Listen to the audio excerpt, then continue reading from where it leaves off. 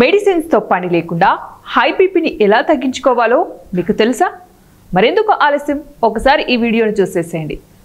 ముందుగా బరువు, పురుషుల నడుం సైజు 40 కంటే ఎక్కువ, అలాగే మహిళల నడుం సైజు 35 కంటే ఎక్కువగా అస్సలు ఉండకూడదు.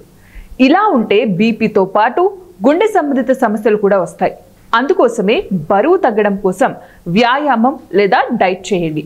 రోజుకి కనీసం 30 నిమిషాల పాటు ఎక్సర్సైజ్ చేయడం ద్వారా మెటబాలిజం రేటు మెరుగుపడి క్యాలరీలు తొందరగా ఖర్చవుతాయి. దీంతో రక్త ప్రసరణ బాగా జరిగి రక్తపోటు అదుపులో ఉంటుంది. గుండె ఆరోగ్యంగా కూడా ఉంటుంది. బీపీని అదుపులో ఉంచాలంటే మీరు తీసుకునే ఉప్పు కూడా మితంగా తీసుకోవాలి. కూరల్లో ఉప్పు తగ్గించండి. ఒకసారి కూర వండాక మళ్ళీ ఉప్పు వేయొద్దు. అలాగే పెరుగులో ఉప్పు కలుపుకునే బదులు కర్రీ వేసుకొని తినండి. లేదంటే ఈ సాల్ట్ బదులు బ్లాక్ సాల్ట్ లేదా కొన్ని మూలికలను ఉపయోగించండి. అంతేకాకుండా మీ రక్తపోటును అదుపులో ఉంచి గుండె ఆరోగ్యంగా ఉండాలంటే ఆల్కహాల్ రోజుకు 1 పెగ్ లేదా అంతకంటే తక్కువ తీసుకోవడం మంచిది. దీనివల్ల రక్తపోటు పెరగకుండా కాపాడుకోవచ్చు. అలాగే రక్తనాళాలను డ్యామేజ్ చేసే స్మోకింగ్ అస్సలు చేయొద్దు. అలాగే సరైన నిద్ర లేకపోవడం వల్ల శరీరంలో కార్టిసాల్ హార్మోన్ పెరిగి రక్తపోటు తీవ్రతరమవుతుంది. అందుకోసమే రోజు సరిపడా నిద్ర చాలా అవసరం.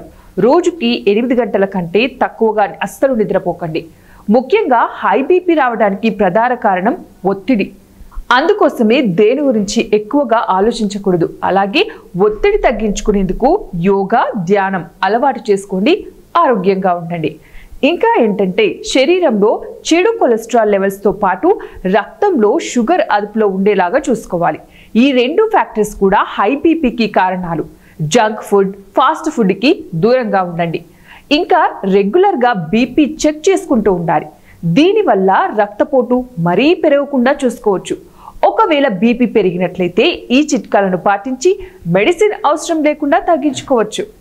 మరి ఇవాల్టి టిప్స్. మరిన్ని టిప్స్ కోసం చూస్తూనే ఉండండి మా టీవీ హెల్త్.